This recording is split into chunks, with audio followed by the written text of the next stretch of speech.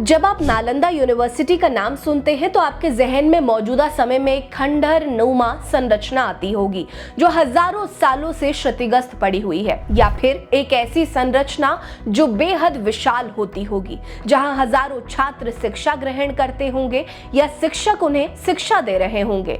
नालंदा में मौजूद 9 मंजिला लाइब्रेरी, जहां हर तरह का ज्ञान भंडार होगा, यानी कि कुल मिलाकर नालंदा ज्ञान का वो प्रकाश फैलाने वाला था जिसके लिए दुनिया भर से छात्र आते होंगे। लेकिन एक सवाल अभी भी है कि जिस तरह से विक्रमशिला विश्वविद्यालय में थेरवाद और तंत्रयान परंपरा को फॉलो किया जाता था, वहां तंत्र विद्या की शिक्षा दी जाती थी, तो क्या नालंदा में भी काला जादू या तंत्र विद्या सिखाई जाती होगी?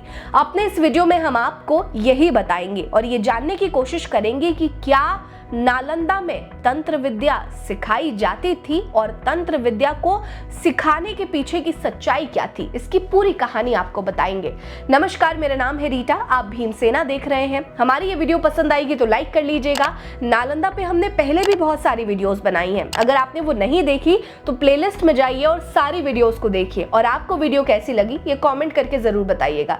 चलिए शुरू करते हैं। नालंदा विश्वविद्यालय में मूल रूप से बौद्ध शिक्षाओं के साथ साथ वेदों, पुराणों, संस्कृत, विज्ञान, चिकित्सा, अर्थशास्त्र, ज्योतिष, गणित जैसे विषयों की भी शिक्षा दी जाती थी। क्योंकि सभी छात्रों और शिक्षकों को बौद्ध परंपरा के नियमों का पालन करना पड़ता था, इसीलिए बौद्ध शिक्षाओं का महत्व ज्यादा था। बौद्ध शिक्षाओं के महत्व में नालंदा में अमूमन महायान परंपरा को सर्वोपरि माना गया और महायान की शिक्षाओं को ही छात्रों को पढ़ाया जाता था। लेकिन बौद्ध धर्म का मूल सिद्धांत सत्य को प्राप्त करना है। इसके लिए अलग अलग समुदाय ने निर्वाण प्राप्त करने के लिए अलग अलग पद्धति बताई है। जहां महायान में यह माना जाता है कि व्यक्ति अकेले निर्वाण प्राप्त नहीं कर सकता है, तो वहीं थेरवाद में माना गया कि निर्वाण प्राप्त करने के लिए अकेले ही तप और साधना की जा सकती है।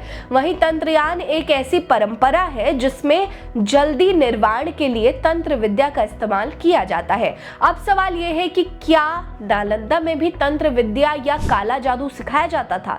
तो इसका जवाब है हाँ। नालंदा विश्वविद्यालय में भी तंत्रयान की शिक्षाओं को छात्रों को सिखाया जाता था, लेकिन आप उन्हें काला जादू नहीं कह सकते हैं, क्योंकि काला जादू का इस्तेमाल हमेशा दूसरों को परेशान करने और उन्हें नुकसान पहुंचाने के लिए किया जाता है। लेकिन नालंदा में दी जा रही तंत्र विद्या का ज्ञान केवल व्यक्ति को ज्ञान और मोक्ष के रास्ते पर जल्दी ले जाने के लिए दिया जाता था, यानी कि तंत्र के जरिए जल्दी निर्वाण प्राप्त करने का तरीका बताया जाता था। हालांकि वज्रयान परंपरा को 8वीं सदी के बाद नालंदा में मान्यता दी गई, जब 8वीं सदी में विक्रमशिला विश्वविद्यालय की स्थापना हुई थी।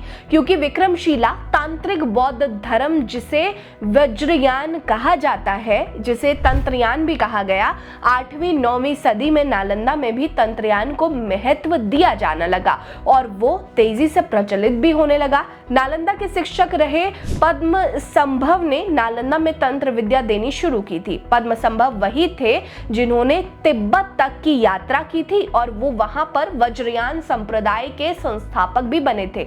उनके अलावा आचार्य कमलशील और आचार्य दीपंकर श्रीज्ञान अतीश के भी नामों का उल्लेख मिलता है, जो नालंदा में छात्रों को तांत्रिक विद्या या फिर तंत्र विद्या का ज्ञान दिया करते थे। जब नालंदा का पतन हुआ था, उसी समय विक्रमशिला को भी बख्तियार खिलजी ने तबाह कर दिया था। तब तक दोनों ही यूनिवर्सिटी तंत्रयान बौद्ध परंपरा का एक महत्वपूर्ण केंद्र बन चुके थे। हालांकि नालंदा का ज्ञान का अब तक का प्रतिशत भी दुनिया के पास नहीं है, लेकिन बौद्ध परंपरा के भारत के अलग अलग हिस्सों में जाने के कारण बौद्ध शिक्षाओं का विस्तार हुआ था।